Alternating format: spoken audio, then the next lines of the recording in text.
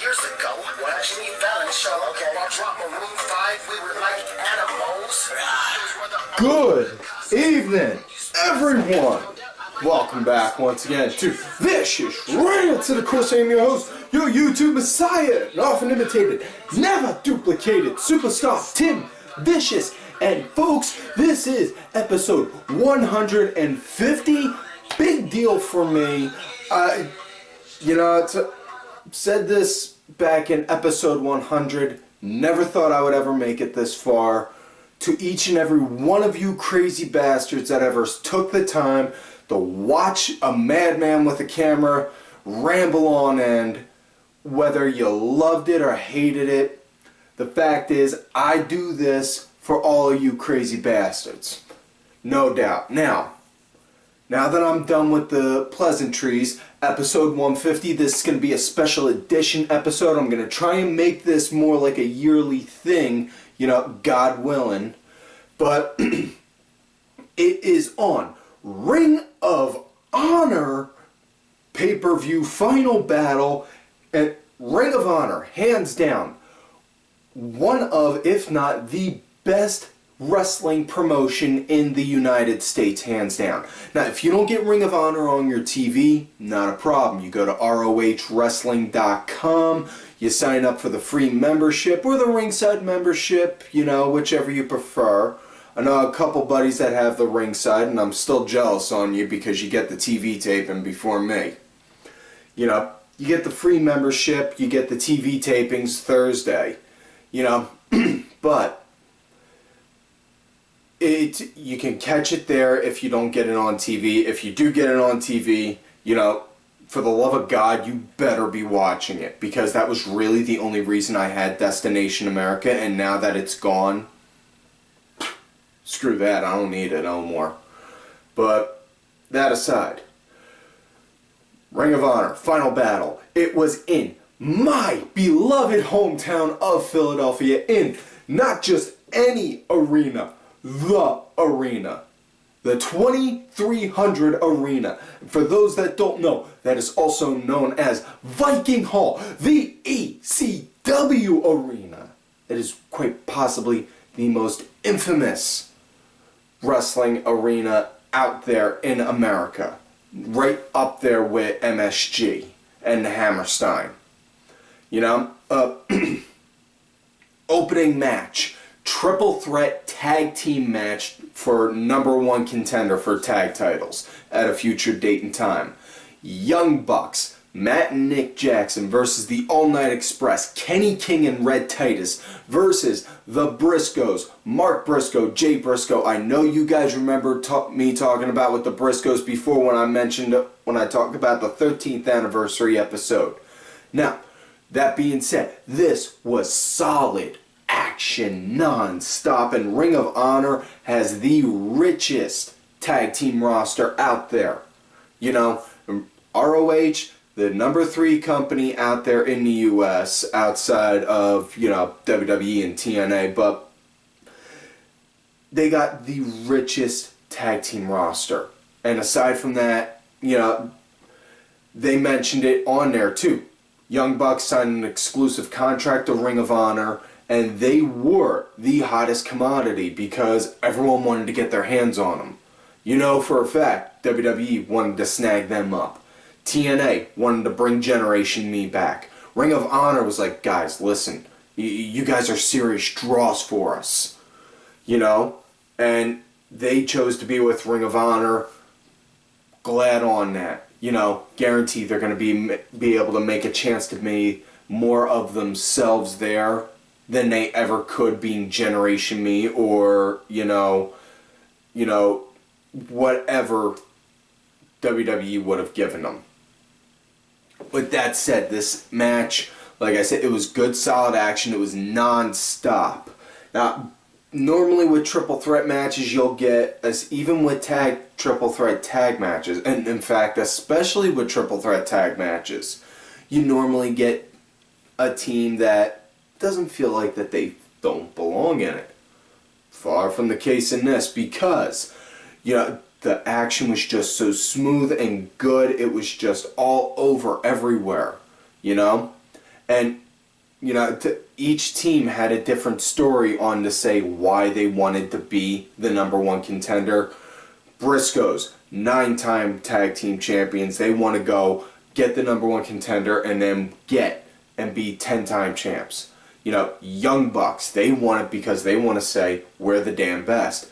All Night Express, before they left, a couple years ago, they lost the titles in a ladder war.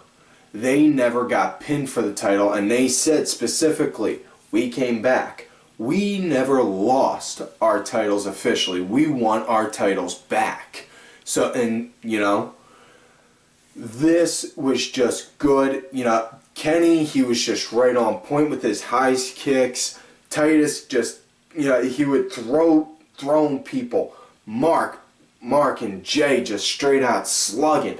The Bucks were throwing out so many super kicks, man. I swear, I thought Mr. Wrestling 3 was going to wind up losing his voice. Thank God Steve Corino gave him permission to go and yell super kick, you know? Also, in unrelated news, I did find out that El Generico did also give Sami Zayn permission to go and work with orphans. You know, if he's ever in Mexico. But, that being said, it was just, you know, all the teams delivered. Everything was great, you know. I can't think of anything wrong with none of them. I mean, I even love the fact that Philadelphia was against All Night Express, you know, because, well, obviously everyone loves the Briscoes, you know, and, yeah,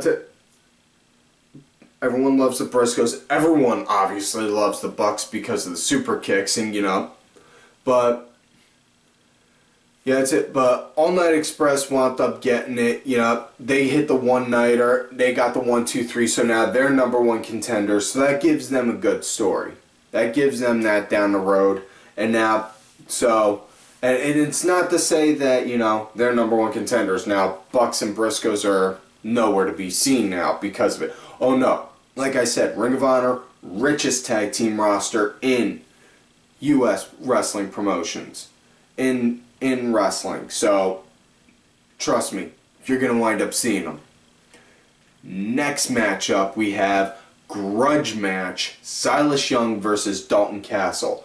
Now, for those that don't know, the last pay-per-view they had a couple months ago at All-Star Extravaganza, yeah, get your shit together, man. All-Star Extravaganza.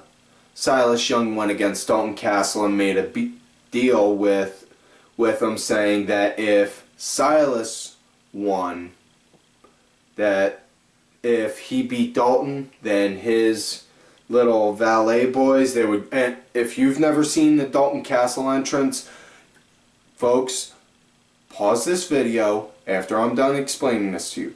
Pause the video. Go look it up in a new tab.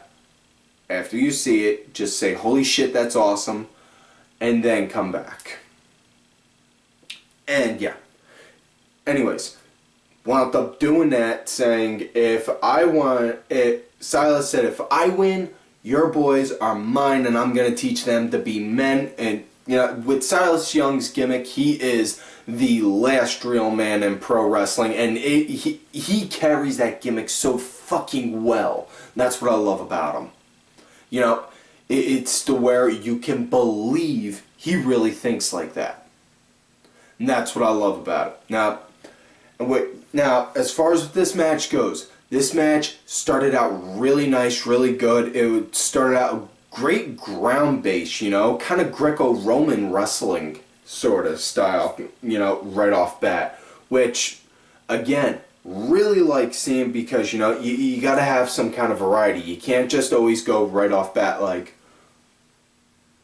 you know, go for a collar elbow or just go for wham, a shot right to the face right off bat, because, you know, it just, you got to throw in some variety. So you start out with the match, you know, Briscoe, you know, the tag match, that started out collar elbow. This one, Greco style. That's very good, you know, and that's the thing. with Ring of Honor. Little things like that. You know, you don't make each match kind of look like start out almost in the same type of rendition as the last.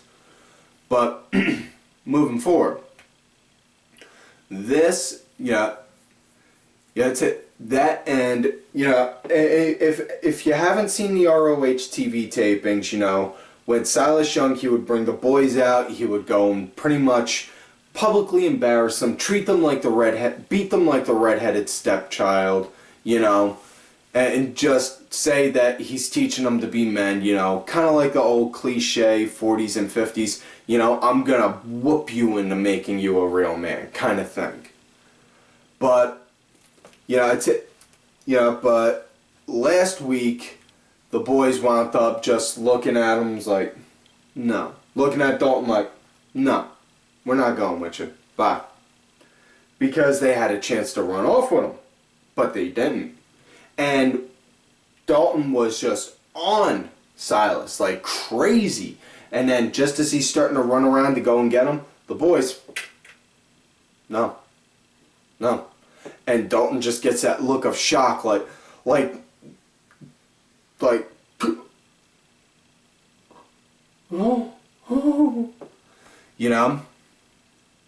it was a good, hard-hitting match, and Silas, a lot of people don't know this, but he is the nephew of Stunning Stan Hansen, and if you don't know who Stunning Stan Hansen is, look him up. But seriously, you can understand on why he has such a good ground-based style. Not ground-based, I should say, a good mat style on the way he handles himself in the ring. It's just,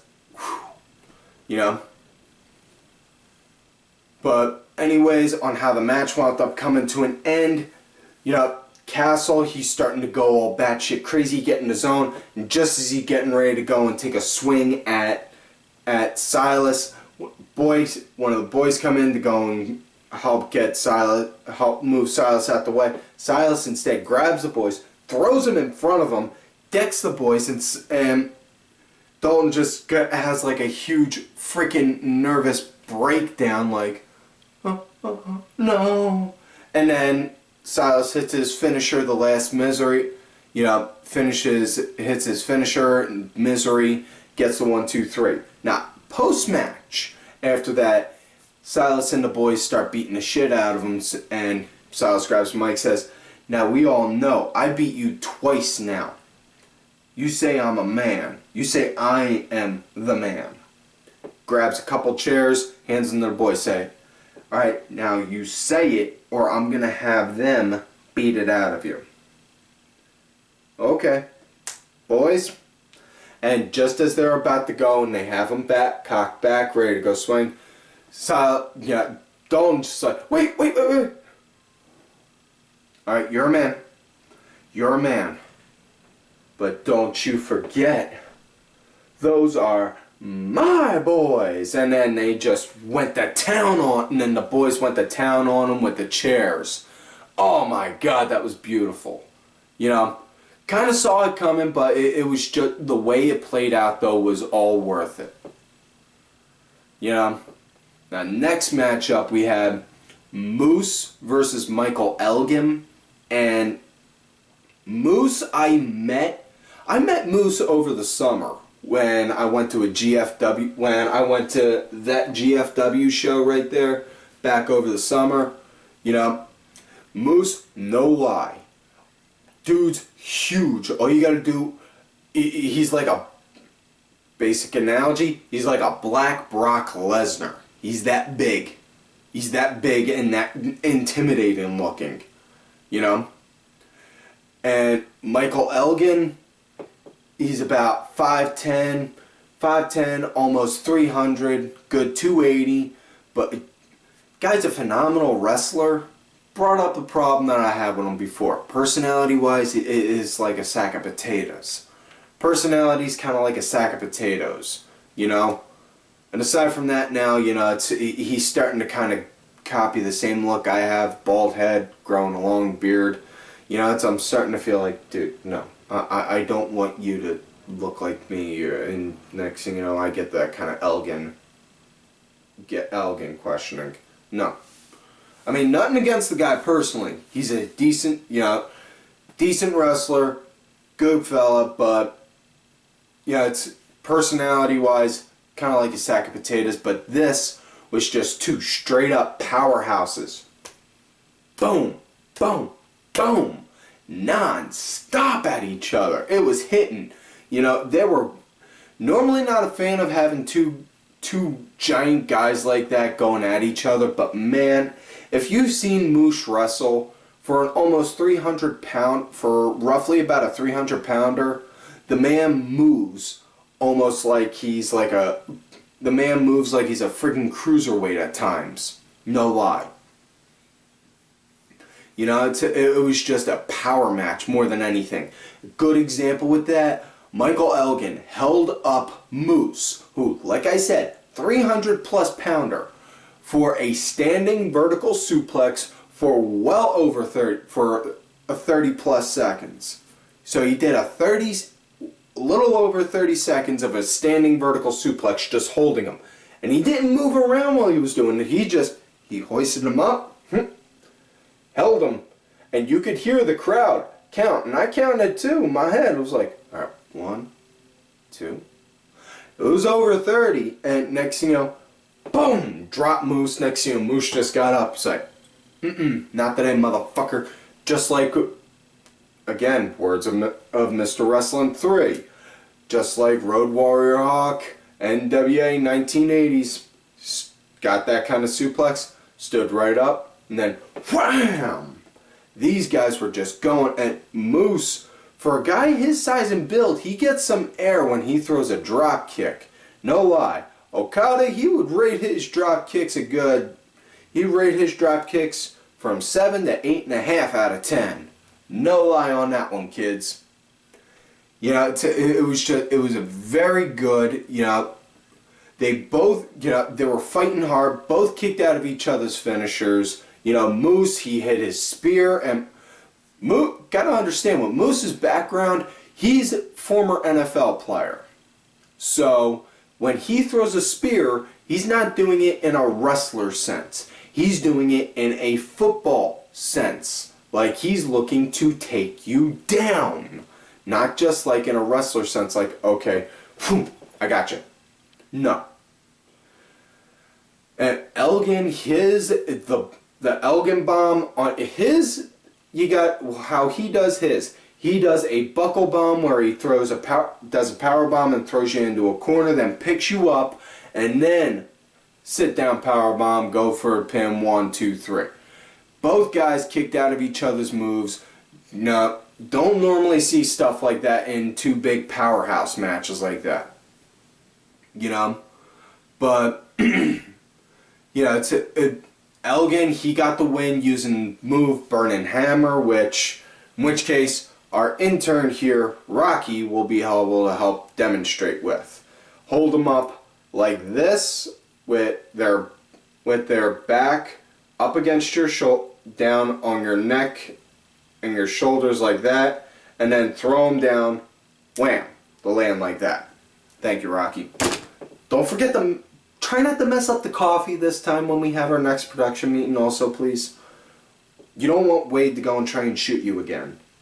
I'm just saying. Moving along though. Sorry. Internal issues. But, yeah. But yeah, hit Burning Hammer, and he did make a note saying that whoever that he was gunning for the Ring of Honor World title, which will be defended January 4th at the Tokyo Dome in the New Japan show, Wrestle Kingdom 10, in which case, God, please let me be able to catch that show.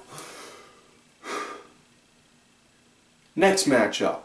Next matchup, big time grudge match. Kyle O'Reilly versus Adam Cole. And Kyle O'Reilly, guy's been in ROH for a while, but man, did he, between 2014 and 2015, the guy broke out something fierce, and everyone was just like, shit. Why the fuck wasn't he on our radar before? And Cole, Adam Cole, okay, recap. Last year's final battle, he sustained a shoulder injury and wound up having to go and get shoulder surgery, had to get shoulder and tricep surgery actually. Was sidelined.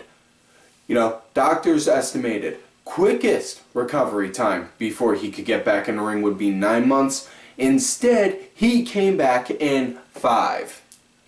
Which case, tip my hat to the man on that.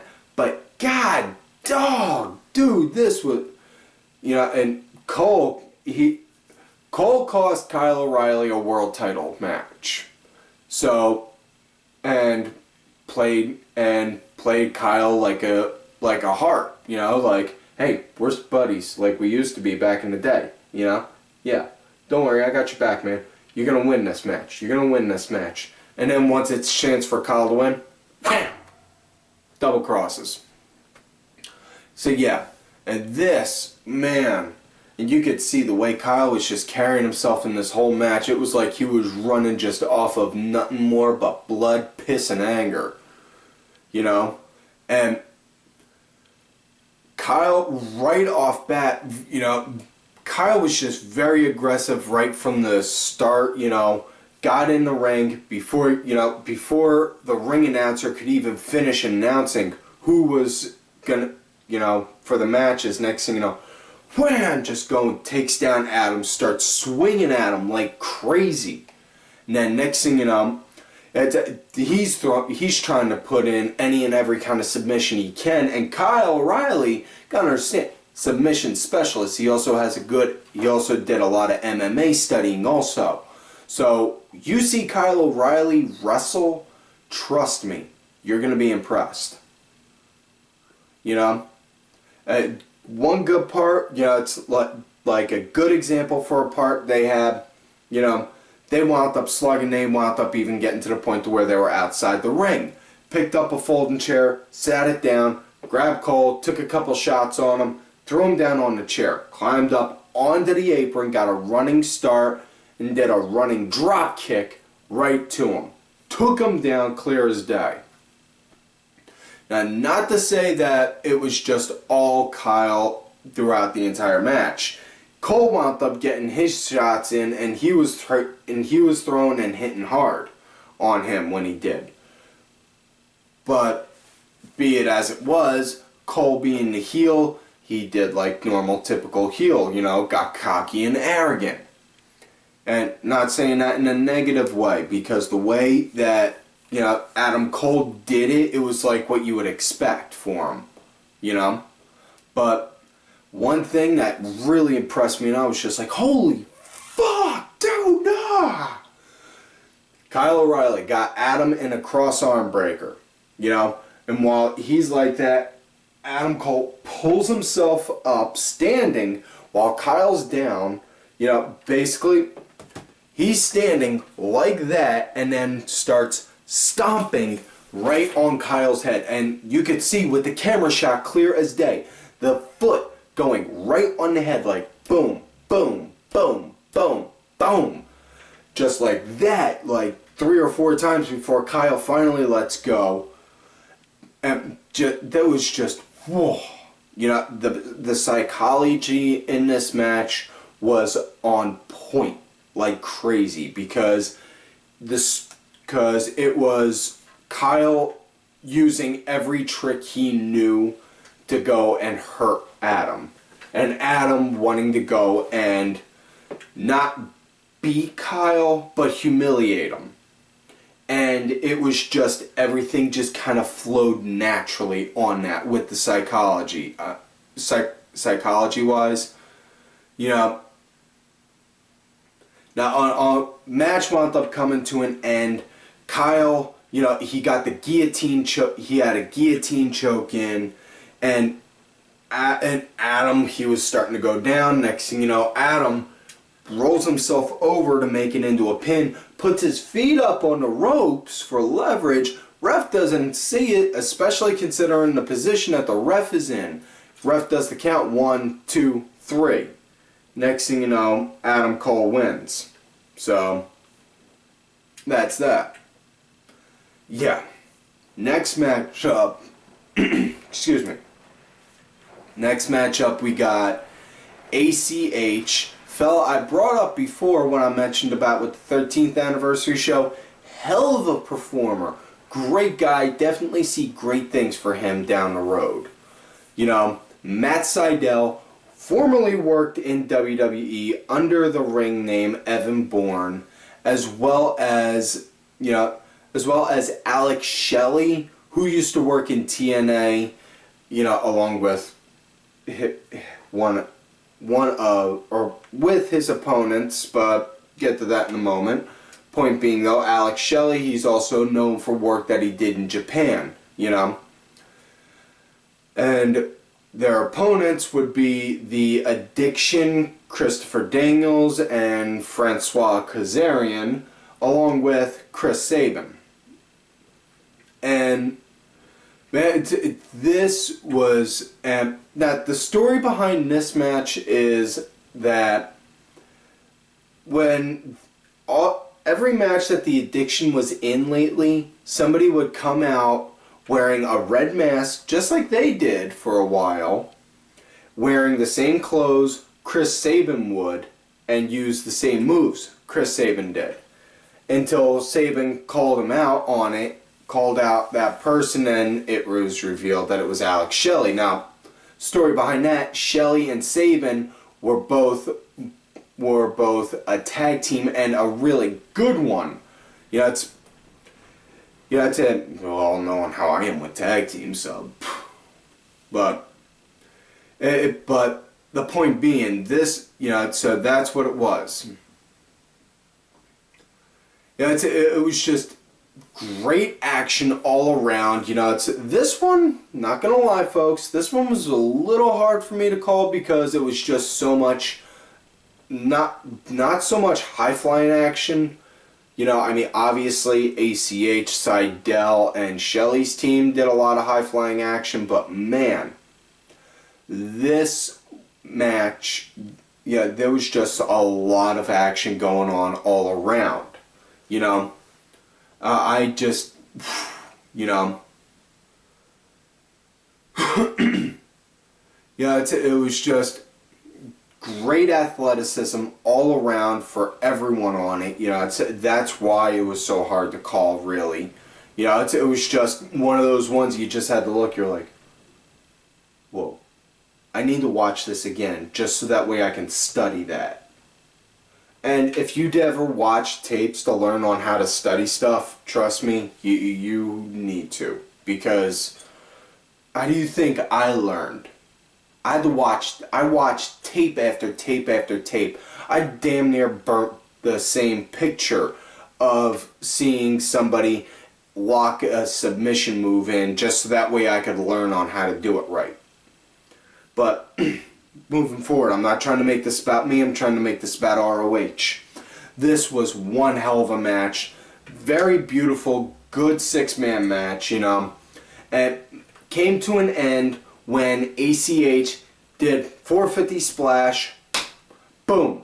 Then next thing you know, Matt Sydal got up, shooting star press, got the 1, 2, 3 right then and there. Big thing that was mentioned though, one, Prince Nana from the embassy was on commentary saying that he came out there because he wanted to see Shelley because Shelley was in the embassy before, and 2, never once got any kind of an answer as to why Shelley did it.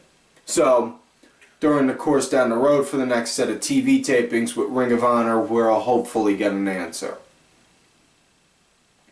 Now, next matchup after that, it is Bobby Fish versus Roderick Strong for Roderick's TV title. World Television title, and whoa. Now, nothing against Roddy. He's a good guy, good wrestler. But Bobby Fish is a very hard worker, very good performer, you know.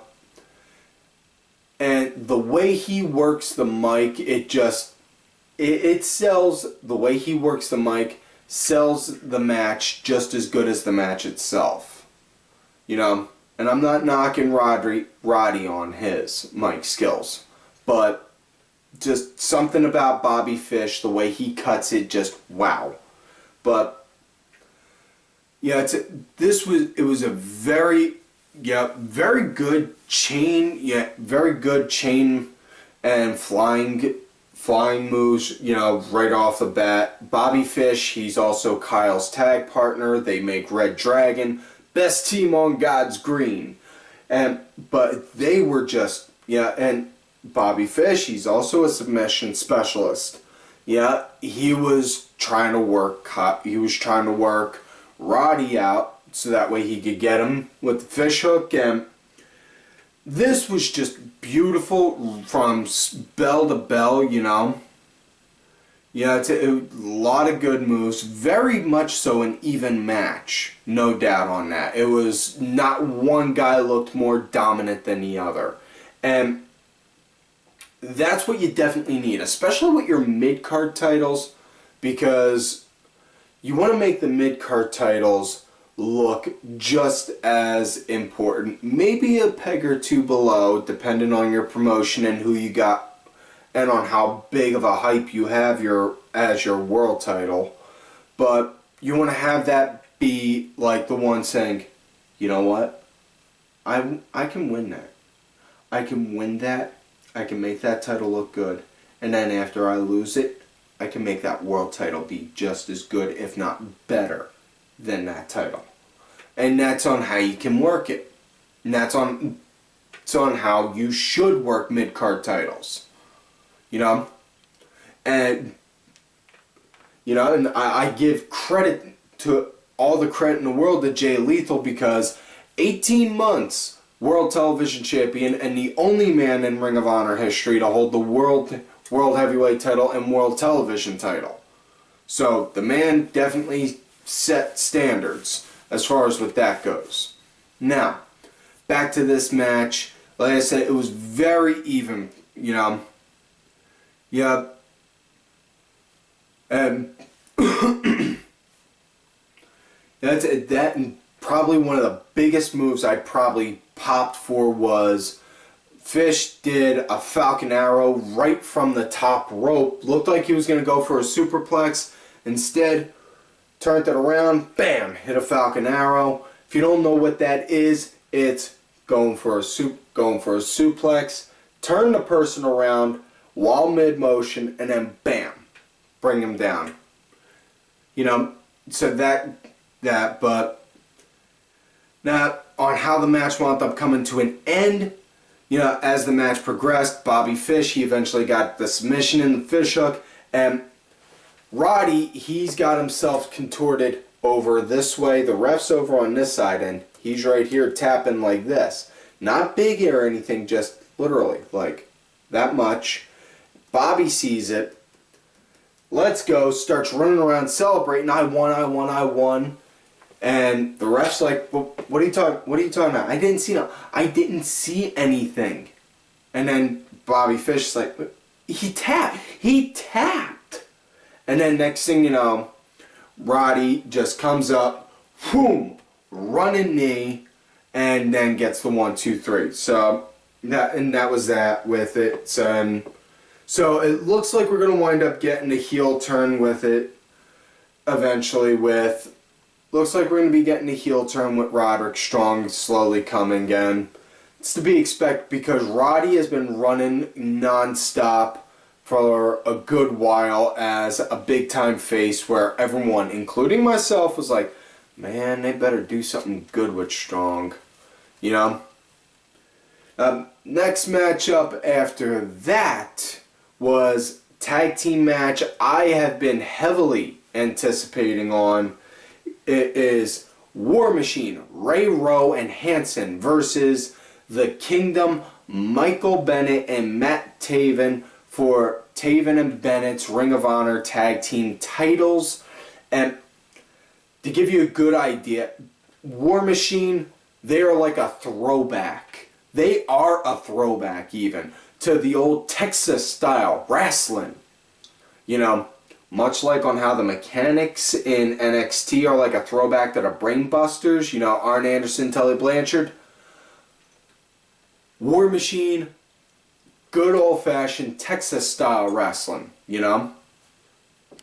You know, you want to just, you know, these guys are like a good, total combined weight's like a good 450 plus, I think. You know, these are the kind of guys you would not want to piss off, no doubt.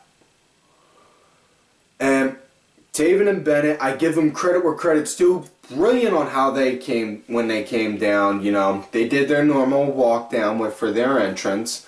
And then, before the bell could ring, boom, hit them both with the titles. Start going to town on them. And I mean, they even gave Ray Rowe their finisher, the Hail Mary, which is a spiked pile driver, onto the mat outside the ring from the top rope. So, going from the top rope down to here. Boom. Carrying a lot of force jumping down. You know, yeah, but man, the Kingdom, they dominated a good chunk of this match. It was a pretty short match, but still it was good. You know, Rowe, he was out for a bit, and Taven, it looked like he wound up injuring himself, possibly blew out, looked like he possibly hurt his knee real bad.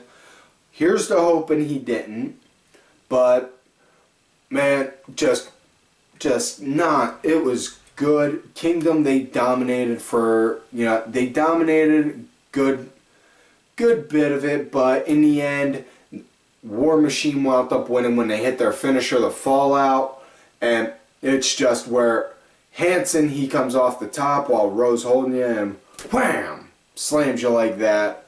No lie, you gotta see it, you'd be like, holy fuck. You know, and yeah, they got the 1, 2, 3, they're the champs, so incredibly awesome to see that. Now, main event time. AJ Styles, guy I brought up before at the 13th anniversary episode. If you don't remember, I brought up before about with the Styles Clash controversy, about with his finisher, on how several people's necks got broke from it. Like, you know, still stand by my argument of if people in Japan want to go and say that that move should be banned, here's my argument. Okay, AJ Styles, he's from Gainesville, Georgia. Whether he knows and speaks Japanese, I don't know, that aside.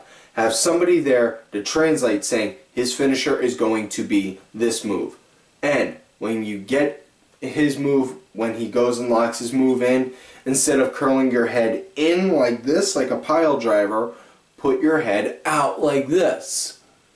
So that way, no broken neck. Oh, speaking of necks, just worked out a 3-day-old kink in mine. See, I should explain finishers more often. It can help work out some aches I got. Yeah, but AJ Styles versus Jay Lethal, world heavyweight champion. You know, now, commentary team on this one, special guest commentators on this one, Nigel McGuinness, ROH matchmaker, former Ring of Honor champion, as well as former Ring of Honor champion and wrestling legend, none other than Jerry Lynn. And if you don't understand the reference on why I did that, seriously, look up Jerry Lynn, you will understand. But yeah, these two guys, phenomenal. Nigel and Jerry were phenomenal wrestlers back in their day when they competed. This is really something that they can give insight when they tell a match and put the guys over while explaining their history. Also saying like, well, you know, hey, he's doing the right move, he's doing the right thing targeting this because my finisher was that and it would work that, so he's doing the right kind of thing because I know and that would work for it. You know, something along those lines. But this was just a great match from start to finish. You know, Lethal, smart move, targeted AJ Styles back, because public knowledge, AJ Styles, he had to cancel several matches over in Japan, and he even had to be stepped down from being in the tag team league tournament there because he herniated his lower back. You know, and they didn't hide that. They said, well, you know, Styles, he hurt his back. Yeah, he had to cancel several tours in Japan. He had to cancel some tours in Japan as well as a few other shows, but he made sure he rehabbed to get back here for this. But this was just, it was smart on doing that, working that. Styles, he was looking to go, Styles looked to go and hit the calf cutter right up as much as humanly possible, hitting it to go, because he want, you know, huge, you know, big AJ Styles fan, in case you can't tell. Guy definitely deserves the world title in Ring of Honor at some point. You know,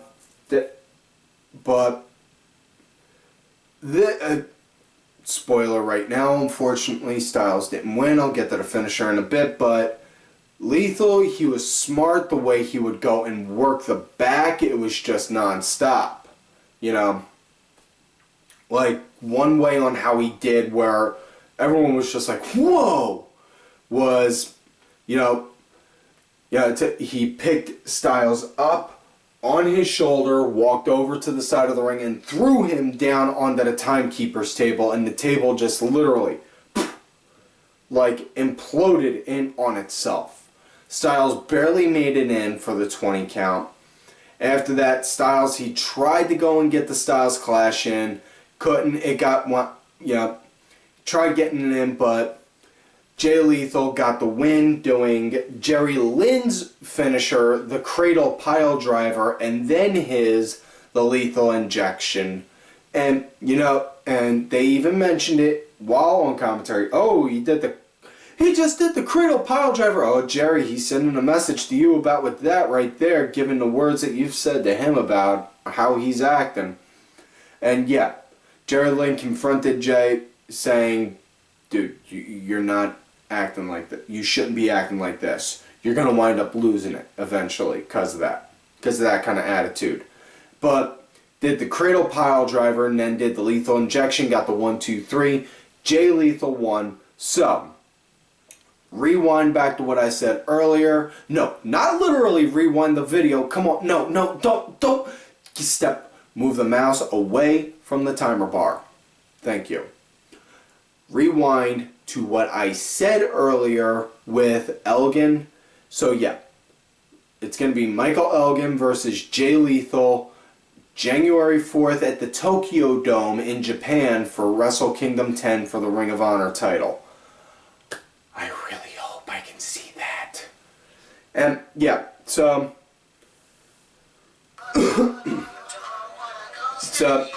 like I said before, so folks, that's it for this week's show. So, like all normal, do not forget to like the video, subscribe to the channel. Go back, watch the other episodes. You know, all 149 past episodes. Don't forget to look for me on Twitter at Tim Vicious. Make sure you also look for my backup account, Tim_Vicious. I'm also out there on that Facebook gimmick under the name Tim Ash. Also, do not forget to follow all of these cool ass cats right here on Twitter. Vicky Earls, I am Danny Sunday, Axel Mulligan, Sunday Segway, Simply Sabrina, Cranky Asshole, Aaron_Deborah, my executive producer, Mr. Oliver Ben, his cohort, Just a Stupid Mark, as well as my client, who, as I have said before, is the true Raw General Manager, Bronx Bitch Forever. And folks, like I always tell you, you love me great, you hate me. Fuck yous.